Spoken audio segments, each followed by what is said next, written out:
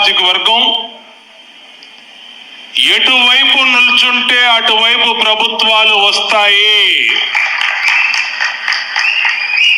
రాష్ట్రంలో 5 కోట్ల జనాభాలో 1 కోటి మంది పైగా ఉన్నటువంటి బలిజ, కాపు, తూర్పు కాపు, ఒంటరి ఈ సామాజిక వర్గాలు అధికారాన్ని డిసైడ్ చేస్తాయి.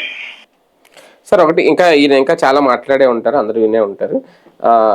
అప్పట్లో ముద్రగడ పద్మనాభం సంబంధించి ఎవరో రాంగ్ ఫీడ్బ్యాక్ ఇచ్చి ఉంటారు, మా వాళ్ళు అందుకే పట్టించుకోలేదు, ఆయన వల్ల ఏమో వద్దులేని అనుకున్నారు, కానీ ఆయన వల్ల మేము అధికారం కోల్పోయామని దీని ఓపెన్ గా చెప్తున్నమాట. ఓకే, అది ఎంతవరకు వాస్తవం అనేది ఒకటి. అలాగే కాపు సామాజిక వర్గాన్ని ఇప్పుడు ఏ పార్టీకి ఆ పార్టీ తాను ఓన్ చేసుకునే ప్రయత్నం మొదలు పెట్టిందా? ఈయన వ్యాఖ్యను ఎలా చూడాలి?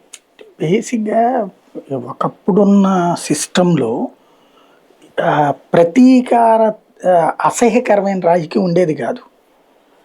ఇప్పుడు అలాంటి స్థితి రావడం వల్ల ఇష్యూ వివాదమైంది. బేసిక్గా ఒక మనిషి చనిపోయినప్పుడు ఆ మనిషి గురించి సంతాపం పెట్టినప్పుడు అన్ని పార్టీలోళ్ళు అటెండ్ అవ్వడం అనేది ఇదివరకు జరిగేది. ఆ మనిషితో తమకున్న అనుబంధాన్ని, వాళ్ళు చేసిన పోరాటాలను ఆ సందర్భం స్మరించుకుంటారు. ఇది సహజ సిద్ధంగా జరిగేది.